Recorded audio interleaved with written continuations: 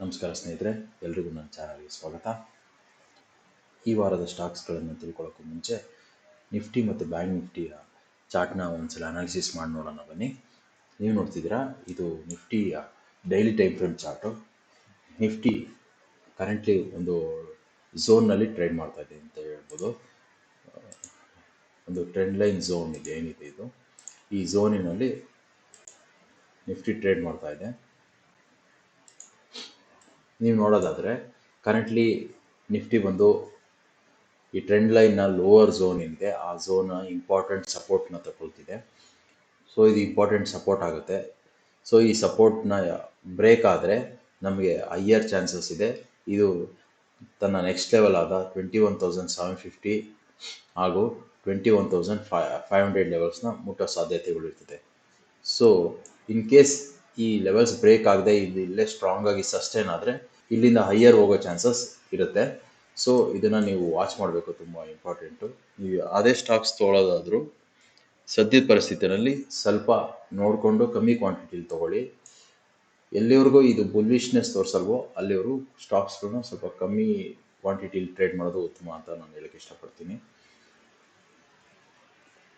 ಹಾಗೆ bank Nifty chart ಒಂದ್ಸರಿ ನೋಡೋಣ ಬನ್ನಿ.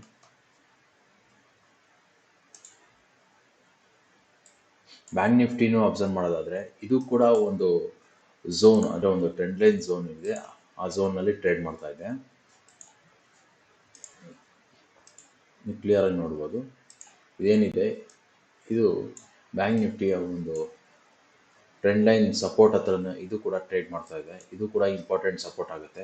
ಸೊ ಈ ಟ್ರೆಂಡ್ ಲೈನ್ ಸಪೋರ್ಟ್ ಏನಿದೆ, ಈ ಸಪೋರ್ಟ್ ಲೆವೆಲ್ನ ಏನಾದರೂ ಬ್ಯಾಂಕ್ ನಿಫ್ಟಿ ಬ್ರೇಕ್ ಮಾಡಿದ್ರೆ ಇದು ಕೂಡ ಈ ಚಾನ್ಸಸ್ ಇದೆ ಇದು ತನ್ನ ನೆಕ್ಸ್ಟ್ ಲೆವೆಲ್ಸ್ ಆದ 46,550 ಹಾಗೂ 46,800 ಲೆವೆಲ್ಸ್ನ ಮುಟ್ಟೋ ಸಾಧ್ಯತೆಗಳು ಇರ್ತದೆ. ಓಕೆ, ಸೊ ತುಂಬ ಇಂಪಾರ್ಟೆಂಟ್ ಲೆವೆಲ್ಸ್, ಇದನ್ನು ದಯವಿಟ್ಟು ವಾಚ್ ಮಾಡಿ. ಸೊ ಯಾವುದೇ ಸ್ಟಾಕ್ಸ್ನ ಬೈ ಮಾಡೋಕ್ಕೆ ಮುಂಚೆ ಈ ಲೆವೆಲ್ಸ್ನ ಕನ್ಸಿಡರ್ ಮಾಡಿ ಬೈ ಮಾಡಿ. ಓಕೆ, ಸೊ ಈಗ ಸ್ಟಾಕ್ಸ್ಗಳ ಬಗ್ಗೆ ಬರೋದಾದರೆ ನಮ್ಮ ಮೊದಲನೇ ಸ್ಟಾಕ್ ಬಂದು ಝೊಮ್ಯಾಟೊ. ಸ್ನೇಹಿತರೆ, ಇದು ಝೊಮ್ಯಾಟೋನ ಡೈಲಿ ಟೈಮ್ ಫ್ರೇಮ್ ಚಾರ್ಟ್. ಇದನ್ನು ಮಂತ್ಲಿ ಚಾರ್ಟಲ್ಲಿ ಹಾಕಿ ತೋರಿಸ್ತೀನಿ ಒಂದ್ಸಲಿ. ಸೊ ನೀವು ಮಂತ್ಲಿ ಚಾರ್ಟಲ್ಲಿ ನೋಡೋದಾದರೆ ಝೊಮ್ಯಾಟೊ ಬಂದು ಆಲ್ ಟೈಮ್ ಹೈ ಝೋನಲ್ಲಿ ಟ್ರೇಡ್ ಮಾಡ್ತಾ ಇದೆ. ಓಕೆ, ಸೊ ಇದರಲ್ಲಿ ಡೈಲಿ ಟೈಮ್ ಫ್ರೇಮ್ನಲ್ಲಿ ಅಬ್ಸರ್ವ್ ಮಾಡಿದರೆ ಝೊಮ್ಯಾಟೊ ಬಂದು ಒಂದು ಝೋನ್ನಲ್ಲಿ ಟ್ರೇಡ್ ಮಾಡ್ತಾ ಇದೆ. ಒಂದು ಸ್ಮಾಲ್ ಝೋನ್ ಇದು ಏನಿದೆ, ಈ ಸ್ಮಾಲ್ ಝೋನಲ್ಲಿ ಕಳೆದ ಕೆಲವು ದಿನಗಳಿಂದ ಟ್ರೇಡ್ ಮಾಡ್ತಾ ಇದೆ. ಸೊ ಇದರಲ್ಲಿ ನಮ್ಮ ಟ್ರೇಡ್ ಬಂದು ಅಬೌಟ್ 200 ಬೈ ಲೆವೆಲ್ಸ್ ಕನ್ಸಿಡರ್ ಆಗುತ್ತೆ. ನಾವು ಝೊಮ್ಯಾಟೊ ಸ್ಟಾಕ್ನಲ್ಲಿ ಅಬೌಟ್ 200 ಬೈ ಮಾಡ್ಬೋದು. ಸ್ಟಾಪ್ ಲಾಸ್ ಬಂದು ರೀಸೆಂಟ್ ಸ್ವಿಂಗ್ ಲೋ ಏನಿದೆ ಅಂದರೆ 180 ನಮ್ಮ ಸ್ಟಾಪ್ ಲಾಸ್ ಆಗುತ್ತೆ. ಟಾರ್ಗೆಟ್ ಬಂದು 20 to 30% ಇದರಲ್ಲಿ ಎಕ್ಸ್ಪೆಕ್ಟ್ ಮಾಡ್ಬೋದು. ಓಕೆ, ರೀಸೆಂಟ್ಲಿ ಸೋಮವಾರ ಇದರ ರಿಸಲ್ಟ್ಸ್ ಕೂಡ ಇದೆ, ನೋಡ್ಬೋದು. ನಮ್ಮ ಮುಂದಿನ ಸ್ಟಾಕ್ ಬಂದು ಎಸ್ಕಾರ್ಟ್ಸ್.